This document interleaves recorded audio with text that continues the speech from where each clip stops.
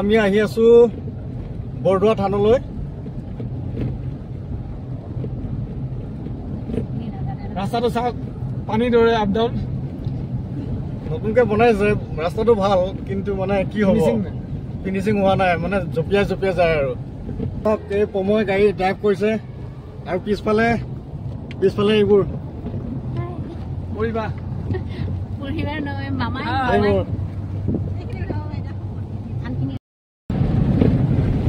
সুন্দৰ ৰাস্তা, মানে নতুনকে বনাইছে ৰাস্তাটো না। এইখিনি মৰিগাঁও ডিষ্ট্ৰিক্টৰ পৰাবৰী নতুনকে ৰাস্তাটো বনাইছে, কিন্তু মানে ফিনিচিং হোৱা নাই, জঁপিয়াই জঁপিয়াই যায়, মানে পুৰা চেক্সি ৰাস্তা।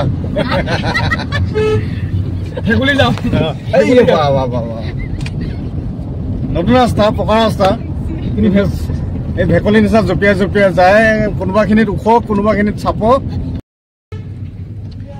আৰু চাওক, চৰকাৰে বহুত কোটি কোটি টকা খৰচ কৰি মানে ৰাস্তাবিলাক ভাল কৰিছে, কিন্তু এই ট্ৰেক্টৰবোৰে, গাঁৱৰ ৰাস্তাবিলাক ট্ৰেক্টৰবোৰে শেষ কৰি দিয়ে। এইবিলাক ৰাস্তাই যিদৰে ট্ৰেক্টৰ চলোৱাৰ পিছতে ইয়াৰ ৰাস্তা আৰু বেছি দিন নাযায়, আৰু সোনকালে নষ্ট হৈ যাব। আমি পালো আহি বেচামাৰী টুকটুকি, আৰু বেচামাৰী টুকটুকি বুলিলে মাছৰ বাবে বিখ্যাত। আপোনাক মাছৰ পোনা লাগে নে আপোনাক খাবৰ কাৰণে মাছ লাগে, সকলো বিধৰ মাছ ইয়াত পাব। চাওক, কেমেৰাই যিমান দূৰলৈকে ঢুকি পাইছে সিমান দূৰলৈকে কেৱল ফিচাৰী আৰু ফিচাৰী। মাছ পালনৰ বাবে বেচামাৰী আৰু টুকটুকি বিখ্যাত। এখেতলোকে কিন্তু ধান খেতি নকৰে, এখেতলোকে মাছৰ খেতি কৰে। চাওক, কিমান ডাঙৰ ডাঙৰ পুখুৰী, যিমান দূৰলৈকে চকু যায়, যিমান দূৰলৈকে আমাৰ কেমেৰাত ঢুকি পাইছে সিমান দূৰলৈকে খালী পুখুৰী আৰু পুখুৰী। এইবোৰ যে দেখিছে, এইবোৰ আপুনি বিল, নৈ, নদী বুলি দেখি ভুল নকৰিব, এই সকলো ফিচাৰী হয়। দেখিছে কি ডাঙৰ ডাঙৰ ফিচাৰী।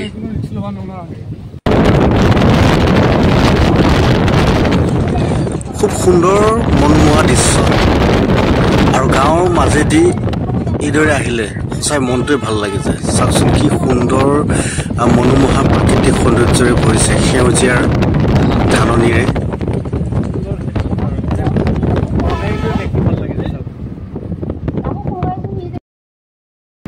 আমি আহি বৰদোৱা পাইছো, আহি বোৱালগুৰি বৰচিলা পাইছো না,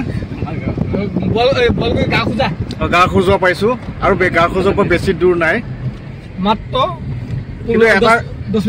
এটা কথা ভাল লাগিছে, মানে ৰাস্তাবিলাক সুন্দৰকৈ বনাইছে, কিন্তু পুলৰ গাঁতকেইটা মাৰি দিব পাৰে। যদি কাৰোবাৰ মানে গাটো খজুৱাইছে, তেতিয়া এখন গাঁৱত ছোৱালী জোকালে খজোৱা গাটো মানে বন্ধ কৰি দিব।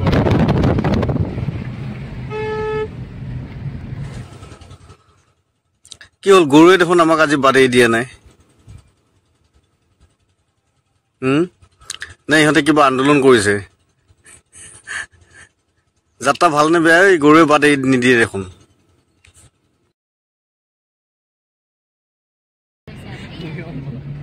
আমি ভুমুৱাগুৰি পালো আহি, কিন্তু ৰাস্তাটো খুব সুন্দৰ বনাই দিল দেই। মানে আগতে, আজি মই কেইবছৰমানৰ আগত আহিছিলো, তেতিয়া ৰাস্তাটো ইমান ভাল নাছিলে, কিন্তু এতিয়া আপোনালোকে চাওক কি সুন্দৰ ৰাস্তা বনাই দিল। এইটো ৰাস্তাটো ঢিঙলৈকে হৈছে নেকি? এই ৰাস্তাটো একে কমপ্লিট একে হেৰিলৈকে, মৰিয়াবাৰীলৈকে ভাল। তাৰমানে নগাঁওটো মৰিয়াবাৰী সুন্দৰ ৰাস্তা বনাইছে দেই, মানিব লাগিব। কিন্তু আজি কেইবছৰমানৰ আগতে মই মেলালৈ আহিছিলোঁ, বৰদোৱা মেলালৈ, তেতিয়া ৰাস্তাবোৰ এনেকুৱা নাছিলে, কিন্তু ভাল হৈছে, বঢ়িয়া হৈছে। এই আমি বৰদোৱাত প্ৰৱেশ কৰিছোঁ, এই বৰদোৱাৰ মূল গেট, আদৰণি গেট। আমি বৰদোৱাত প্ৰৱেশ কৰিছোঁ আহি, থবা জেগা নাই। এয়া আদৰণি গেটৰ তলেদি আমি প্ৰৱেশ কৰিছোঁ। গাড়ী পাৰ্কিং কৰি এতিয়া আমি দৌল মন্দিৰলৈ আহি আছোঁ। পাৰ্কিঙৰ পৰা প্ৰায় 4 কিলোমিটাৰ খোজকাঢ়িব লাগে। ভৰি বিকুটি গৈছে, মানুহ বহুত মানুহ।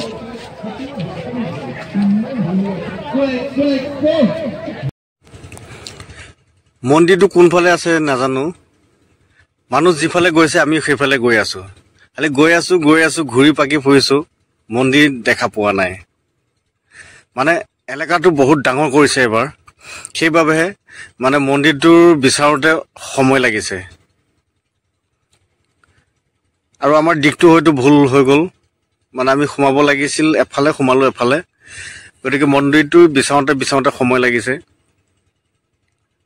ভক্তসকল যিফালে গৈছে আমি পাছে পাছে সেইফালে গৈ আছোঁ। নাজানো আৰু কিমান দূৰ বাট যাব লাগিব মন্দিৰটো এপাক দৰ্শন কৰিবলৈ। যিমান কষ্টৰে নহওক আহিছোঁ যেতিয়া তেওঁৰ ওচৰত এটি সেৱা লৈহে যাম। এই চানা মস্তি লাগিছে বে, সুন্দৰ পৰিৱেশ। আৰু এইটো হৈছে আপোনালোকে স্ক্ৰীণত যে দেখি আছে, এইটো হৈছে বৰদোৱা থানৰ গৰঙা পুখুৰী। আগতকৈ বহুত উন্নত কৰিছে। চাওক, চাৰিওফালে পুখুৰীটোৰ ডাঙৰ ডাঙৰ পাথৰ দি বান্ধি দি দিছে। এয়া চাওক, গৰঙাৰ পুখুৰীৰ সৌন্দৰ্য দেখি ৰ'ব নোৱাৰি সকলোৱে এইদৰে চেলফি উঠাত ব্যস্ত। সন্ধিয়া সময়ত এই লাইটৰ পোহৰবোৰ যেতিয়া পানীত পৰে তেতিয়া এয়া চাওক, গৰঙাৰ পুখুৰীৰ প্ৰাকৃতিক সৌন্দৰ্য ইমান ধুনীয়া হৈ পৰিছে, যেন সোণতহে সুৰগা চৰিছে। চাওক কি সুন্দৰ পৰিৱেশ।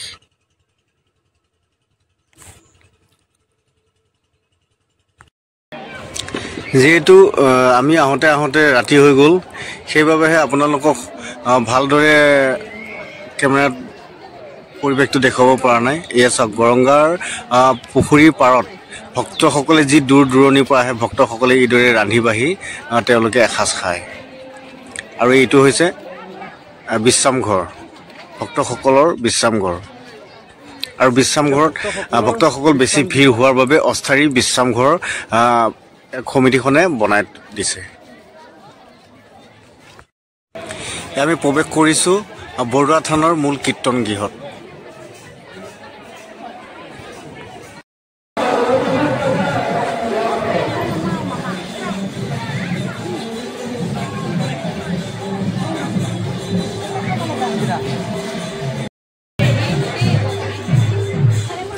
আপোনালোকে যদি কেতিয়াবা গুৰুজনাৰ যি বৰদোৱা থান, বৰদোৱা থানত আহি কীৰ্তন গৃহ আৰু মূল নামঘৰ, দৌল মন্দিৰ আদি তেওঁৰ ওচৰত সেৱা ল'ম বুলি ভাবিছে, তেন্তে এই হোলী উৎসৱত নাহিব।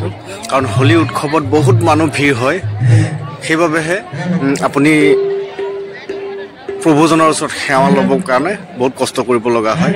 এতিয়া আমি বহুত সময় অপেক্ষা কৰি মূল মন্দিৰৰ ভিতৰত প্ৰৱেশ কৰিব নোৱাৰি বাহিৰতে দেখিছে, বাহিৰতে আমি চাকি বন্তি জ্বলাই তেওঁৰ ওচৰত মূৰ দুৱাইছোঁ। আৰু বহুত ভক্তই ভিতৰত প্ৰৱেশ কৰিব নোৱাৰি এইদৰে বাহিৰতে চাকি বন্তি জ্বলাইছে, কাৰণ মানুহৰ বহুত ভিৰ।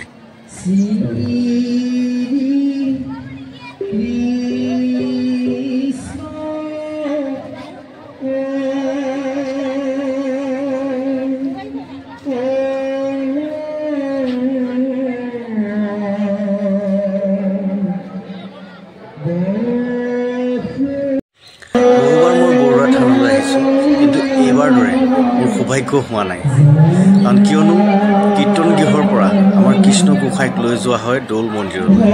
সেই দৌল মন্দিৰতে হেনো খুনুচাৰ সৈতে বিবাহ কৰায়। আৰু এইবাৰ মই নিজে সৌভাগ্য মানিছোঁ, কিয়নো সেই কৃষ্ণ গোসাঁইক মই সাক্ষাৎ দৰ্শন কৰি এটি সেৱা ল'ব পাৰিছোঁ। অৱশেষত আমাৰ যি কৃষ্ণ গোসাঁই, তেখেতক এটি সেৱা জনাই আমি সকলোৱে ঘৰলৈ বুলি ৰাওনা হৈছোঁ।